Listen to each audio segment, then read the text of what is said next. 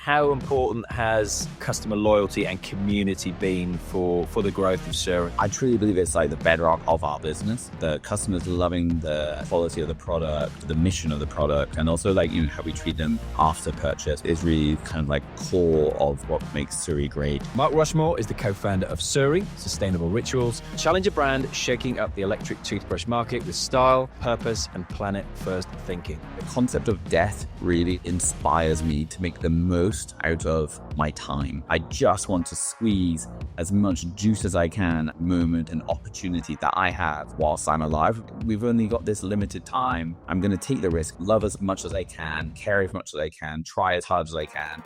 Welcome to Screw It, Just Do It, the show for those who decided to screw it and just did it. I'm Alex Chisnall, host of this podcast and co-founder of the Festival of Entrepreneurs at the NEC in Birmingham this October 8th and 9th. This is the podcast that brings you face-to-face with the entrepreneurs and business rebels who threw caution to the wind and built something extraordinary. Want to surround yourself with 5,000 to 10,000 entrepreneurs who've already decided to screw it and just do it? The Festival of Entrepreneurs is happening October the 8th and 9th at the NEC Birmingham, and I'm giving away free 2-day pass to my listeners. 200 plus speakers, 90 plus sessions, billion-pound entrepreneurs sharing their real stories, not theory, but the actual strategies they use to scale. Head to festivalofentrepreneurs.co.uk right now and claim your free pass, because the best networking happens when you're in the room with people who've already decided to screw it and just did it. And I want to kick things off by just asking you, if you can remember, what was life like before you became an entrepreneur? I'm an optimist. Life was great. And while I'm being an entrepreneur, life's great. I think I genuinely feel grateful just to be alive and to get to experience every day, which sounds a bit cheesy, but it's true. Did you always see yourself building a business, becoming an entrepreneur, or is that something that's come later in life? It is actually something that I sort of almost grew up with. So when I was around 8, my father left his corporate job and decided to set up a business. And, it was very small for a few years. And then he asked my mum to join, and she'd never worked for money before. She worked in a charity helping people in their relationships, working for Relate. And so she was a bit like, well, I'm not sure what to do, but sure enough, they started it from the kitchen table, and I saw it kind of grow and grow and grow and grow over my sort of childhood. And it sort of felt in a bizarre way like another sibling almost. And so it didn't become this like thing that you do. It was kind of like just part of the family. And so, I always had like an education in entrepreneurship, the ups, the downs, the reality of working 7 days a week, and it's sort of being constantly on your mind, especially because, my parents would talk about it a lot. And so almost from an early age, it sort of just felt like that's what I'm going to do, like I love this. Like I'm so intrigued. I want to do it for myself. I want to have that journey. And so, it's like a bit cliche, but, I set up an entrepreneurial activity at school where I set up a rival catering company to the school catering company that grew to a fairly significant size in my final year of school. And then I set up a sort of business of sorts at university, which to this day still exists. And I was hooked. I just knew that this is what I wanted to do forever. And what industry were your parents' business in? So they were in the oil industry, so pretty different from sustainable rituals. And I know you would have told this a few times before, but where did the idea for SURI come from then? The idea actually came, it was a bizarre meeting. So I was in the south of France and I met my co-founder Guy just by pure luck. And we got chatting at this industry event, and it turned out that he'd also worked at Proctor & Gamble previously. So he worked on Gillette and specifically in finance and marketing functions. And I worked at Procter & Gamble in the UK in sales and strategy roles. And so we just got chatting, and, Guy was like, it's just crazy when you think about the amount of plastic packaging that's, in these FMCG products, and also that, they hadn't really evolved much in terms of customer experience, like very good at like mass retail, but not necessarily thinking about things in the way that like maybe Apple had redefined consumer experience. And so it was at that very first meeting, he said, look, I really believe, there's this big future of more sustainable consumer brands with better experience. And when you look at them, like there's some which are terrible, including oral care. So every year, billions and billions of brushes are thrown out and end up in our landfills and oceans. In fact, Alex, probably like virtually every brush you've ever used since you're a child still exists somewhere because of the materials that they're made out of, which, you kind of don't think about. But when you take a second to think about it and then you multiply that by everyone you see because everyone brushes their teeth, you realize it's like a huge amount of waste. And then we thought, okay, well, there's something here. I wonder if we can make it more sustainable. And then beyond that, like, but what about the rest? Like, do people use Bluetooth? Like, I don't know, like, did you ever use Bluetooth when you use your electric toothbrush? No. Right. But probably the battery dies really regularly because of things that you don't use, like Bluetooth or like 7 different modes or 9 different flashing lights. And people hate that gum that comes on the bottom of the brush and accumulates and you have to clean. It's disgusting.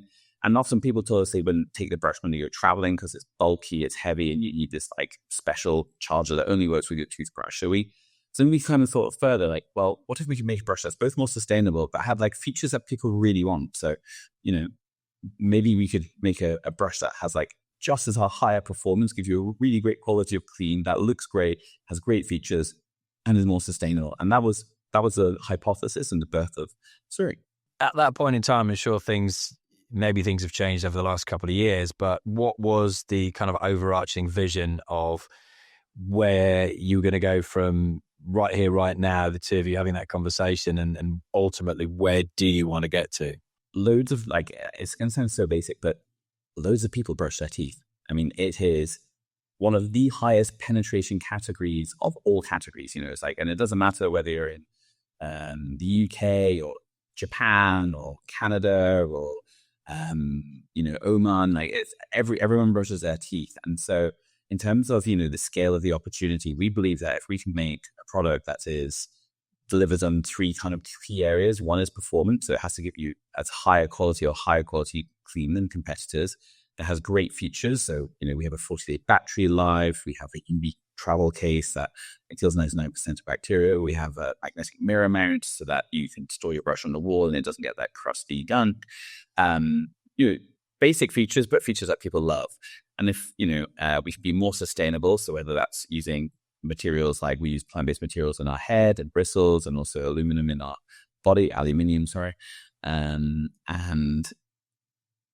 we offer free recycling. We're actually about to announce, this is probably an exclusive, but we've been working with the University of Exeter on like what we can do with our recycled heads, and we've gathered over 500 kilograms, and soon we'll be talking about like new products that we're making out of them, which is this really great circular innovation. And so if we can do that and maintain, we've got a 4.8 out of 5 rating from over 10,000 reviews on Trustpilot, which, really kind of shows like how much customers love what we're doing, how we're doing it. We believe we can take that to, people who brush their teeth anywhere in the world. And so then, the opportunity really is to build a globally loved brand that redefines expectations in oral care. And up to this point in time, has anything held you back from that? Because it's a huge vision, obviously, but like you say, the ceiling is infinity, isn't it? But anything that's held you back up to this point? Everything holds you back. It's sort of like, it's like that like initial resistance to get anything moving. That's, like there have been, from the outset, we went to, I think it was like 24 different factories to say like, hey, we want to use these new materials. We want to, create a unique design and I want to have these features and not those features. And, many of the factories simply just laugh and like, there's no way that material can work. Like, why would you want that to last longer? We're in the game of selling more brushes, and if they break, that's great. And so, it took a long time to find someone who would work with us. And so that, from the beginning, we had that resistance. And then, every week there's some sort of, new hurdle or challenge to overcome. And I think what's been really interesting is seeing how, things that we're told are impossible or can't be done, one by one, it's like, oh, that wasn't impossible. Oh, it can be done. Oh, they said no, but now it's a yes. And that starts building, I think, a bit of a muscle to kind of, continue persisting in the face of ongoing adversity. As much as I'd love it to just be like super easy, I can't pretend it is. No, I always remember Al Barrett from Grenades, saying to me, he said, my role these days is literally just to come into work and put out the next fire and then move on to the next fire and move on to the next fire. it's like I definitely sympathize with that. I think there's like a viral video of Elon Musk describing the role of the founder of a business. Like the toughest problems sort of flow up, so you're constantly trying to help solve the most difficult challenges on the business, and that definitely I feel that. How helpful has it been, like, having a co-founder who clearly has like a different skill set to you as well, which must enhance the business? But yeah, how more helpful is it on having someone else to kind of share the load when it comes to fighting those fires and taking on all those worries? You know what? Like, it's one of these things where there are so many pros and cons to having a co-founder. Like it's not like, oh, everything is better with a co-founder, and it's far from like everything's worse with a co-founder. I think what Dev and I try and do, and I've always said, is like, it's always got to be like greater than the sum of its parts. So, like the 1 + 1 = 3, or it has to equal at least, 2.5. And so we work really hard on that relationship and doing things differently, because we do have complementary but different skill sets, whether that's like functional, like finance and marketing, or sales and strategy, or even, personality wise, I'm much more of a sort of big picture person. He's much more of a details person. And so in some ways that can sometimes truthfully like cause a bit of conflict, because he'll want to get right into the details immediately. I'll be like, oh, no, we need to like look at the big picture. And that can be difficult. But what we tend to find is actually when we kind of blend the best of both at the right moments, we get an ultimately better outcome. So yeah, it's great. And also I must say, when you're riding the highs, it's so great to do it with someone. But also when there's lows, when something's going wrong, I can't imagine not doing it with Keith. Like it's like we're kind of there through thick and thin, and it feels I don't know what the word is. Maybe it's reassuring, or you just kind of feel like if one of us is a bit tired or down, the other one could pick them up, and we kind of constantly sort of like navigating like that.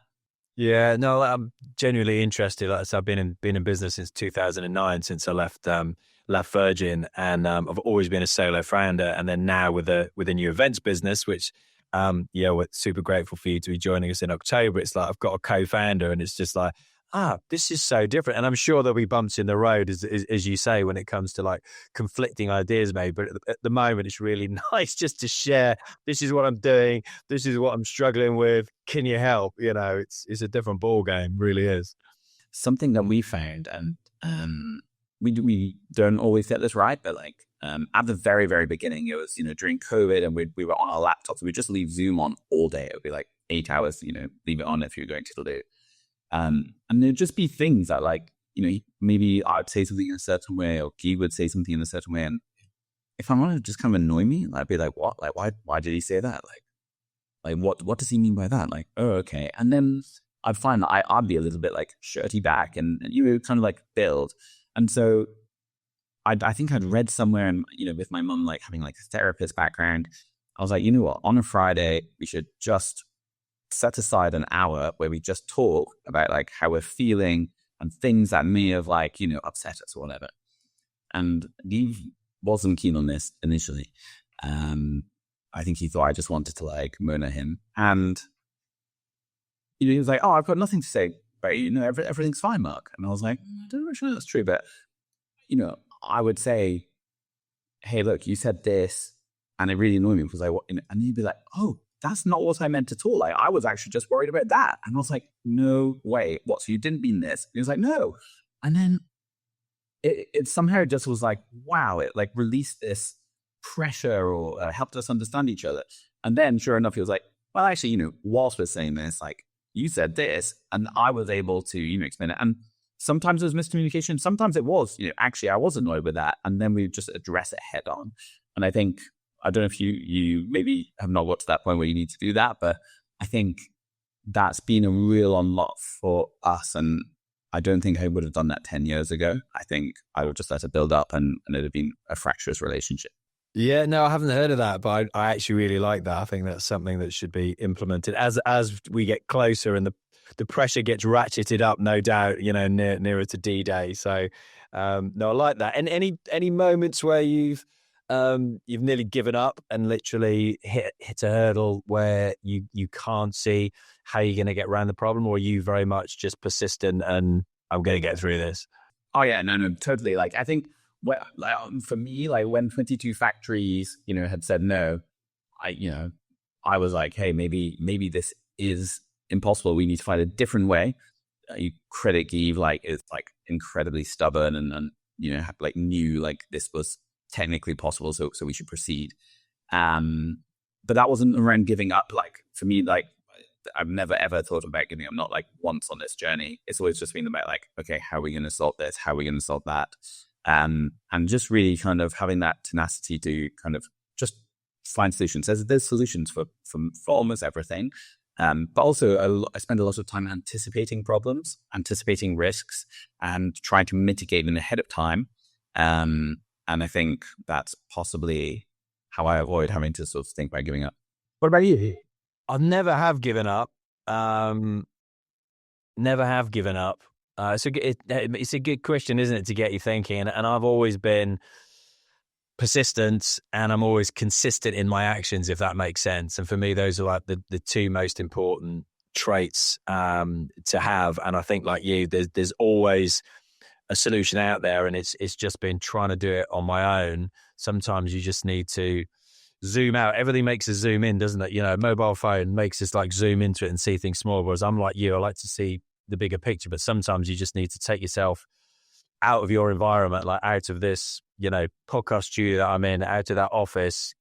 For me, it's like go for a run, go for a swim in the sea or whatever. And the solutions seem to come to me in those moments, or even in the shower or something like that. I brush my teeth in the shower, by the way. So, it's those kind of moments, I think, that do it for me. Whereas I think if you just literally head down the whole time, you just keep seeing more problems, don't you? You don't see solutions. I must say as well, though, like on this of giving up, I think there's real power in giving up. You read a lot of advice, like, never give up if you're an entrepreneur. And it's like, for me, that's really bad advice, because there are definitely times when you're barking up the wrong tree, or like your opportunity cost of doing something else is far greater. And I've seen people like persist at, it's not like flogging a dead horse, but it's just, like time is ultimately like our most valuable asset. And it's so hard to know when the right time is to give up. And definitely some people give up too early, but it's finding that right balance, right? Yeah, exactly. And I think you're right. I think there is a time clearly for a lot of people to literally just stop and go, okay, this isn't working for me on any level whatsoever. So for you, at what point did you, were you all in on this? What was there a screw it, just do it moment for you that literally took you from, where you were to where you are now, like set you on that path that, stop procrastinating or whatever you were doing at that time? So I was incredibly lucky to have a screw it, just do it moment. And it's a great question. But mine wasn't with SURI, it was before then. So I used to work at Procter & Gamble, and I was working on Pringles when it was acquired by Kellogg's. And so I helped transition the business from from P&G to Kellogg's. And as part of that, we were all offered a package to move across, but also like a redundancy package if we didn't want to stay. And at that time, I had no savings. These two packages meant I went from no savings to like, fairly significant savings. And it was sort of forced my hand. Like, at the time, it was emotionally like, I wouldn't say devastating, but like unsettling, definitely. Do you know what I mean? There's lots of like tears and I thought my career was going to be in FMCG, and now, I'm not sure. And I'm in London, but maybe I'm moving to Manchester, and just a swirling around of like, what does this mean? Like, what am I going to do? But I'm so fortunate, because if it hadn't been for that, I'd probably just have stayed, driving down the A3, progressing through the ranks without too much consideration. And so that happened. And then around the same time, unfortunately, this man I knew from university, I was in some classes with him. I wasn't a good friend of his, but one of the happiest, friendliest, most liked people on campus. I've heard that he'd committed suicide. And I don't know, I think the combination of suddenly having this money and not knowing what the future was going to hold, and then realizing that, there's much more to life than like building a corporate career and the things that he wouldn't be able to do. Somehow I was just like, this is my moment. I've got to do those things. That I'm going to give it 1 year. I'm going to write a list of all the things I've ever wanted to do, including setting up a company, and I'll give it 1 year. I've got 1 year's savings now. And if at the end of the year, like it hasn't worked, I will always be able to say, screw it, just do it. Like I gave it a shot. And if it's not for me, so that's fine. You know what I mean? Like I can always look back at my life and say I tried. And then that business took off, and then I just kept going. I love that. That's a great story, man. I love collecting these screw it, just do it at the moment. Some people have a bunch of them, and some people it's literally just like that one moment that kind of lights the touch paper. What were some of your early wins with SURI then, Mark? Some of the earliest wins that you can remember that kind of reinforced that you were on that right path and you'd done the right thing? So one of the earliest one was we did a pre-seed round before we'd actually physically made the product in mass production. And I think, we didn't have much money to our name to be able to afford it. And so getting that support from some early investors who, are still on cap table and been valuable advisors along the way, that was like okay, other people can see what we believe in and they believe in it too. I think, I also remember we got picked up early by The Independent as being one of the best electric toothbrushes. So, we'd send them an early sample and they loved it. And, that's high on the Google SEO rankings. Then I remember we won £200,000 of advertising in the Times. They had a fund to support sustainability brands, and we speculatively entered thinking nothing would come of it. And we got a phone call and it was like, wow, it's coming together. And then we got onto an accelerator at Amazon's headquarters in London. And again, we hadn't realized that we had any chance of getting onto it. I think several thousand companies applied and we got in, and then they gave us free office space, for a year, and they gave us lots of support and training and like it's an incredible program, the Sustainability Accelerator.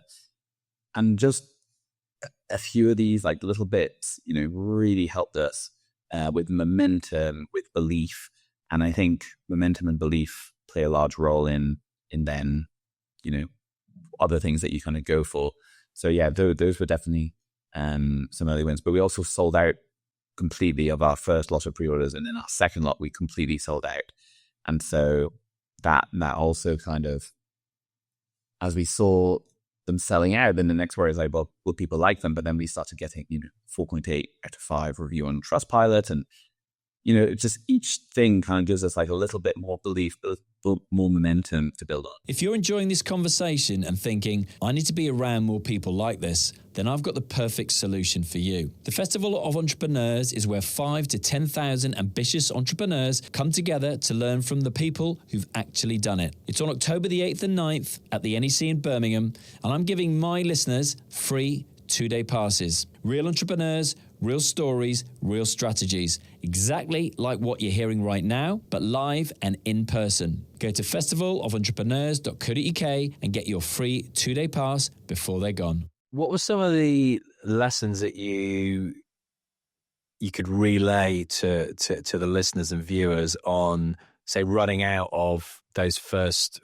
stocks? Because I know what it's like when you're going for a minimum order, or you're looking at a certain figure and you're trying to balance up, as you say, doing, family and friends round or something like that to get that money, and then going, wow, we've sold out and now there's a lag between the next order. But is that like a positive that the products become, like a holy grail to actually get some of them, but you obviously want to do X amount of volume? Talk to me about that a little bit, Mark. On the selling out, that wasn't like the most terrible problem to have. It was sort of like that, it was a problem, but like on the scale of problems, that wasn't a big one. The bigger one was we did pre-orders with, I think 5,000 units, and about 20% of them were going to the US.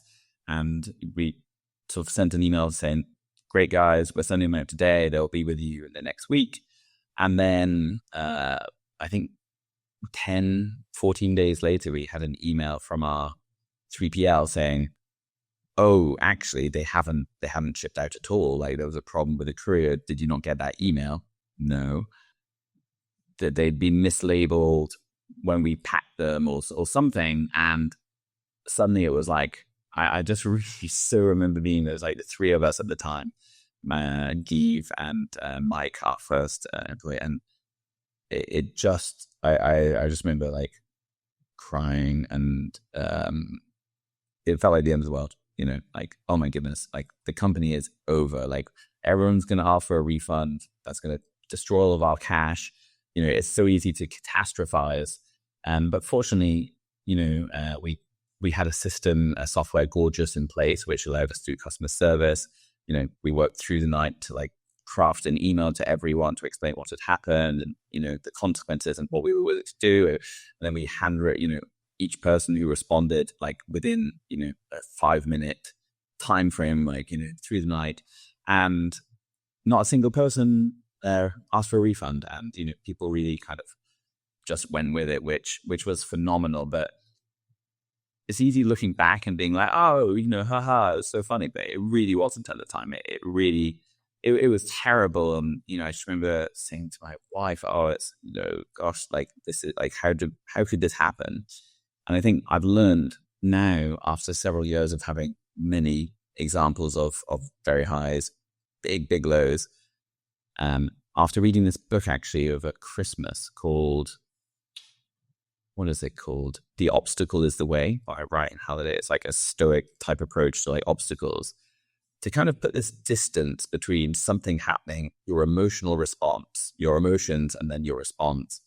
And I've been utilizing it more this year. I've sort of seen that you wouldn't want to go to A&E and see the doctor like really flustered and panicking and worrying and catastrophizing. You kind of need them to be calm in that moment, because by being calm, you're going to react in the most appropriate way and just deal with like the consequences of something as it happens, rather than dealing with the potential consequences of something that may never happen.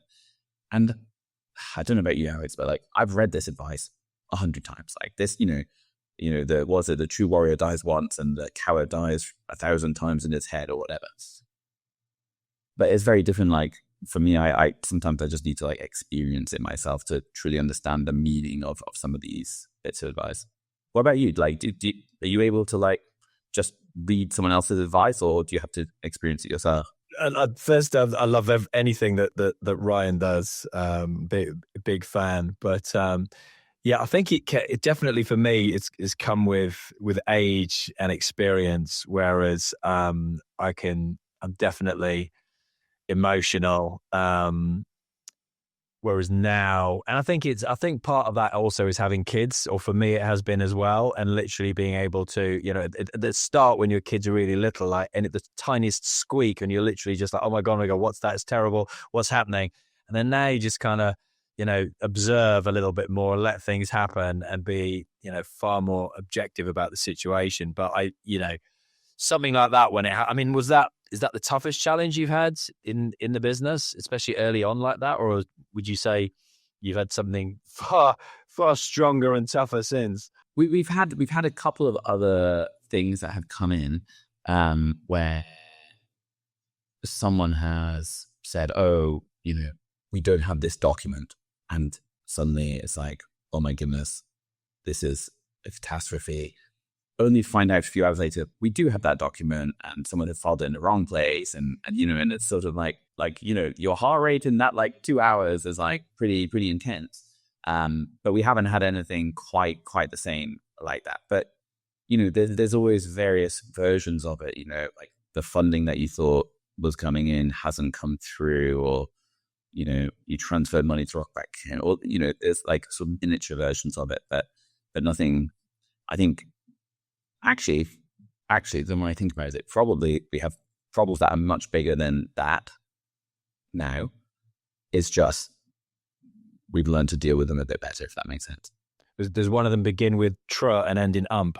Well, funny you should say that, because tariffs obviously present a challenge, but again, so cliche, but in every challenge there's an opportunity, you know, in every I think it was like many of the world's biggest companies have been created during the worst economic times. And I think our job as entrepreneurs is to try and find like the silver lining in a crisis. Now, I think it very much depends on your position. If you were like 100% exposed to the US, you're going to be in a very different place to if you're, it's only a portion of your business. Unfortunately for us, it's a portion of our business. So, the consequences aren't the same for some of our US competitors.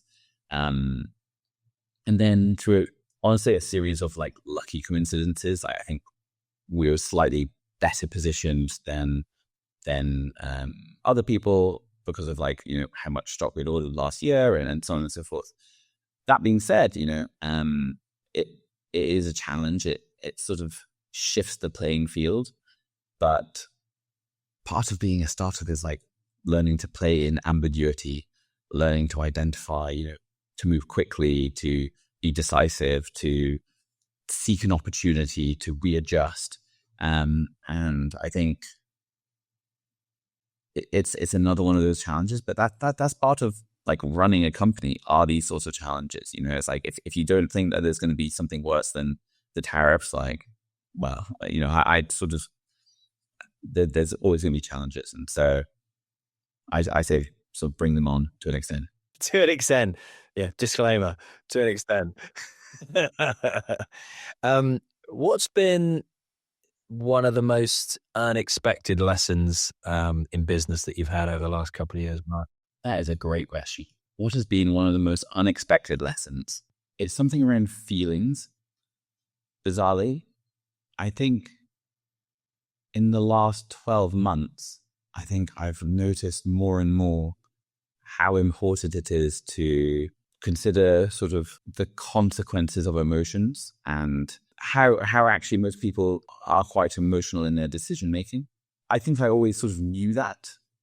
Do you know what I mean? And like everyone knows it to an extent, but I think it's actually like realizing it's actually far greater than what I sort of apportioned it to. So that, and we've grown enormously as a team, and just sort of I think that's been an unexpected sort of insight that I've had probably. Nice. And tell me a little bit about the team then. How's the team grown and how I was reading something about, and you correct me if I'm wrong, but like the rate at which you've grown, like literally early doors up to like 10, 20 million or something like that. It's got to be one of the fastest growing startups out there.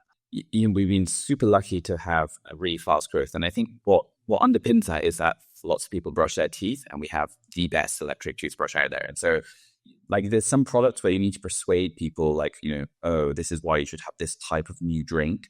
And that requires a lot of education and persuasion, and you trying something that you haven't tried before, doing something new. Whereas the great thing with electric toothbrushes is that, people are very familiar with it and they need them, right? You use them every day.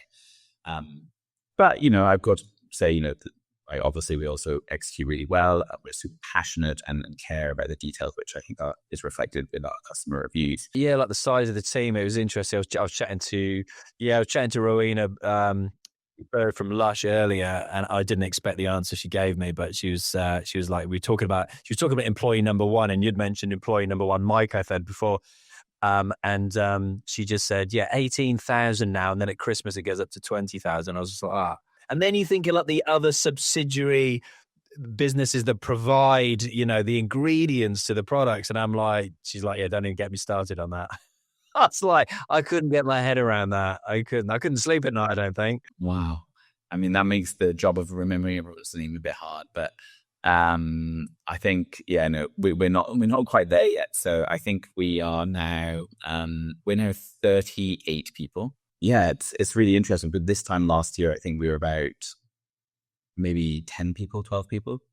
And so it's changed. And someone told me once that like things change when you hit like 30, 100. I was going to say that. Yeah, like 30, yeah. And I think that's true. Like we're definitely seeing, how we operate and what works when you're 10 is pretty different from when you're 30. And so I think we're going through that process now of adjusting to, different ways of working and let's kind of seeing the benefits of it, truthfully. Like I'm seeing like how it could become like even more efficient. We can do more output through more process. I want to ask you a little bit as well. You mentioned like Trustpilot, and I actually had a flashback the other day. I actually remember interviewing the founder of Trustpilot when we were back at the NEC, funny enough, where we're going to be in October. So that's 2019, just before COVID. But how important has customer loyalty and community been for the growth of SURI? And you mentioned, the growth in staff and the kind of numbers of the business as well. So yeah, how important have those two elements been for you? I truly believe it's like the bedrock of our business. The customers loving the quality of the product, the mission of the product, and also like, how we treat them, after purchase, post purchase, is really kind of like the kind of core of what makes SURI great. And so we really focus, all of our attention on the customer experience and ensuring that is, of like the highest priority essentially. Well, can you tell us a little bit about that? What have you kind of built into that? I mean, I my background with Virgin, I was just like the things they used to come up with, especially if you were, you were paying a premium price for a premium product, and the little what they used to call, magic touches that you would get for the business. How have you kind of changed the evolution of somebody buying one of your toothbrushes and how you kind of retain that customer loyalty?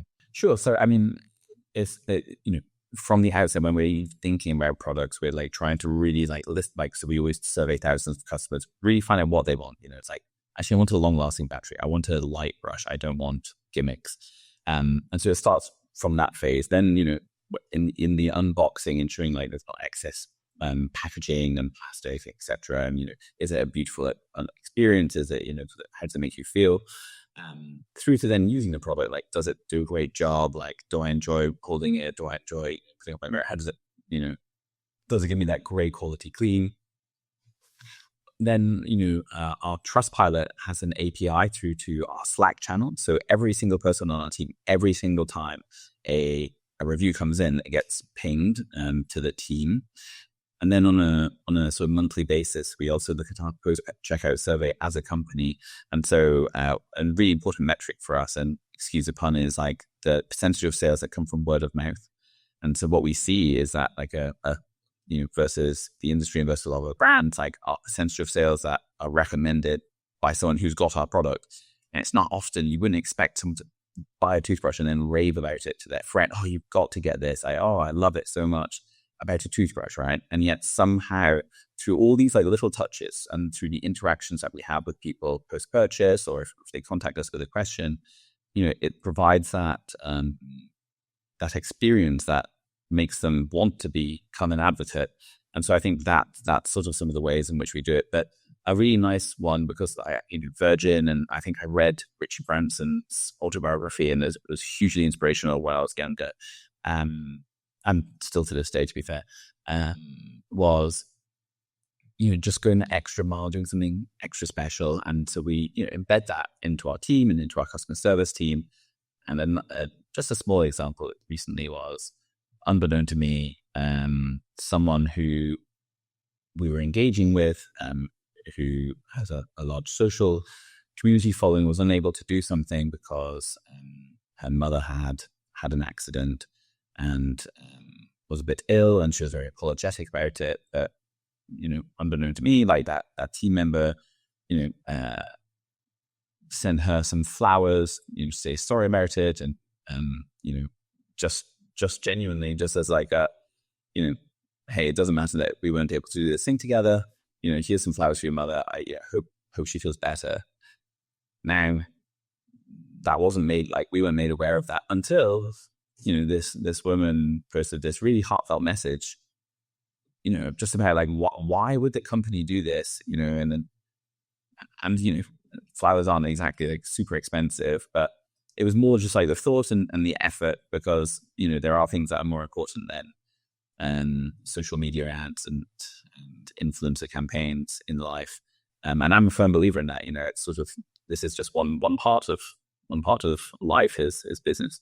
And tell me a little bit about leadership then, and say what's the biggest evolution in leadership from launch to scale up that you've had. And, for me, like one of the mentioned Richard Branson and Virgin, and I always remember Richard, and he didn't have to do this, but whenever he would be on a flight back in the day, instead of sitting in upper class and just sleeping and watching movies, he would literally, and I'm sure it was done, for part of the theatricality of it and the PR, but ultimately I think it's because he deeply cared. But he would sit in economy and he would have an old school pad and a pencil, wasn't even a pen, and he would literally just walk around the cabin on a 7-hour flight to New York, just asking people questions. And this was before social media or mobile phones or Wi-Fi on planes and all this kind of stuff. And I was like, okay, that's leadership right there. Boom, and that obviously cascades down because we're going to tell all of our colleagues on our next flight and all of our friends and family.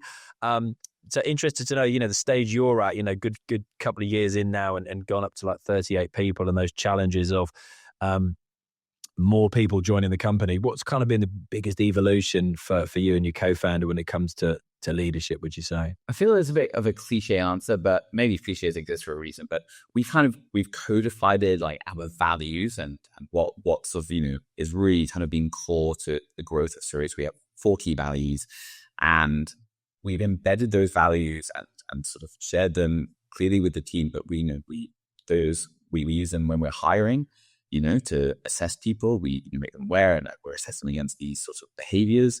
And we have them in our performance reviews annually. We have a monthly award for someone who's demonstrated one of these values. We celebrate them, and then we try and eat with those values ourselves. And so it's very much trying to take that as our leadership approach. Doing what we say we're going to do, and being sort of values driven in how we do it. And I think it's kind of created this culture where people really buy into it. And actually, it's not always for everyone. And those people, great people that might just not fit in with this culture, which is, very much focused on like high performance, doing the right thing, being caring and respectful. And yeah, I think that's been like a big evolution of our leadership. When we were smaller, we didn't codify what those were. We were just living them every day and living and breathing it. It kind of just like built with the first few of us. But as we got bigger, it sort of kind of became apparent that that wasn't necessarily clear because we couldn't have that sort of close time with everyone. And so, yeah, that's been something that's worked for us. Also, something that we learned a little bit from Steve Hewitt, the former CEO of Gymshark. Yes, you told me about him. I connected with him on LinkedIn, actually. Interesting story. So last question before we move on to like a quick fire round, Mark. But what are you working on now, kind of middle of 2025, that you can tell us about, that you're genuinely excited about, and anything to do with the business that you'd like to share with everybody listening and watching this? I have a ton of unbelievably exciting news that I can't really share. But suffice to say, in the coming months, you're going to see not 1, not 2, not even 3, but I'd say 4 or 5 very significant announcements. Things that, we've been working for the best part of 3 years on, have simultaneously come to a head, and I'm really excited about that. That's, exactly. It's sort of, ideally we'd have just had one every 6 months, but like somehow it's just happened. Like they're all coming together now. So really excited about what the future holds in that respect, with, different products coming out and different partners that we're working with, and different channels. So it's a little bit of everything. Sorry, I can't be more specific than that. But yeah, hopefully I can speak to you again when we have 18,000 employees, and we're doing a bit more. I'll tell you whether it worked or not. Yeah. No, people will see these unfold if they clearly follow you on LinkedIn and follow SURI on social media. And as we build up towards Festival of Entrepreneurs in October, these will generally become unraveled. Okay, so let's fire into a little quick fire round, Mark. So quick fire round. What do you want to pass on to the next generation of founders and entrepreneurs? I think just to seek relationships with other people around you. Kind of like you can go further with more people, you can go faster alone. But I think I ultimately like surrounding yourself with high quality people and being open and honest with them. Really, What is an entrepreneur? it's someone who's creative and takes risks. What does this country need to do to get more scale-ups? Provide financial incentives to taking risks. Why is the USA better at producing scale-ups and unicorns than the UK? A few reasons. One, there's a lot more people in the USA. Like, I think often people in the UK are like, oh, why do America have more? Like, they've got like 5-6 times more people. So, if you take the top 0. whatever percent, like there's like a much, much larger talent pool. So that's one thing. Two, I think generally they super celebrate success. If you look at the backlash that some of our most prominent entrepreneurs have in like their sort of genuine sort of hatred and vitriol, like I wouldn't say it's like not super encouraging to have a certain level of success, because you're going to have a lot of people disliking you. And I think that's not the case in America. Like generally people kind of want, successful people to succeed. And I think that encourages more people to go into it. Yeah, it's a different attitude for sure. Which founder do you admire most today? I most admire Ryan. I think his name is Ryan. I'm going to get the last name wrong. Bartlett. I think it's Bartlett. He's the founder of True Classic, who make men's t-shirts. They bootstrap to several $100 million, which, doing any business is hard, but bootstrapping is even harder. And the way they've done that so quickly in an area which I just said was sewn up is very impressive. Yeah, okay. Don't know that brand, but that is a bloody difficult category to be successful in as well, surely. In a few short years, like that is just, absolutely phenomenal. The other one is Eric Ryan, who's, built and sold 3 massive companies for hundreds, millions, maybe billions, like, and each one in a different category. Is like, there's a lot of people I think who can be like a one-hit wonder and build something great, but to do it repeatedly, like, is next level. What can entrepreneurs and wannabe entrepreneurs look forward to when hearing you and seeing you speak at the Festival of Entrepreneurs this autumn? Genuine, authentic, straight, direct advice, and no kind of like fluffy, generic sort of like just give it a go, but more like specifically, this is what you can do, this is what I would avoid. Fantastic. Last one. Anyone that you think you would recommend, other than the 2 people you just mentioned, who you think would be really good for this show, having just been on it? I think James Watt from BrewDog is a super interesting character and has had success in sort of different areas. I think trying to get deeper into like what drives him and his mindset would be really interesting. Yeah, like it. And last question, then you just give me the answer, but I'm going to ask you, what drives you? What gives you the mindset that you've got? Because you're obviously a very positive person and how can I solve this problem kind of person. But yeah, what gets you out of bed? What keeps you moving forward, Mark? I just have this, it sounds odd, but like the concept of death really like inspires me to make the most out of my time. And like, I just want to squeeze as much juice as I can out of every like moment and opportunity that I have whilst I'm alive, which it's not like I've got an unknown illness I know about, but yes, like, why not? It's like we've only got this limited time. So, I'm going to take the risk. I'm going to make the move. I'm going to try my best. I'm going to love as much as I can, care as much as I can, try as hard as I can. I just want to, you know what I mean? Like, just get the most out of every opportunity and give the most. Actually, it's not taking, it's as much about like giving as much of myself as I can to my family, to my friends, to my business, to travel into the world as I can. No, absolutely love that. I'm with you on that 100%. And I think each year that goes by, the more that kind of inspires me to want to do exactly the same, because you just, without bringing the conversation down, but you just, you see what happens to certain people along the way that are no longer with us, and you just like they never knew that was coming necessarily. And you just got to try and pack in as much as you can. You really do. Not in the future. Not like, oh, in the future I'm going to pack in as much. Just like now, like why not? Yeah, I think that's probably my biggest takeaway of the last 12 months is to stop planning for what's happening in the future and actually live a bit more in the present, to be honest with you. That's probably a criticism of myself that I will level. But look, really enjoyed chatting to you. One of those that I could keep going, but we've covered all the questions that I wanted to ask you. No doubt there'll be a bunch more by the time October rolls around and seeing these announcements that are going to be coming out.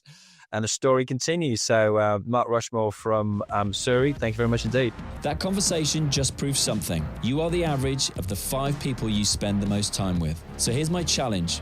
Upgrade your network. The Festival of Entrepreneurs is happening October the 8th and 9th, and I'm giving my listeners free 2-day passes to get in the room with 5,000 to 10,000 entrepreneurs who are actually building something. This is where the risk takers, the game changers, and the people who've decided to screw it and just do it come for inspiration, education, and connection. Don't just listen to their success stories, go meet the people living them. Grab your free pass now, because the biggest risk isn't taking a chance, it's missing the opportunity entirely.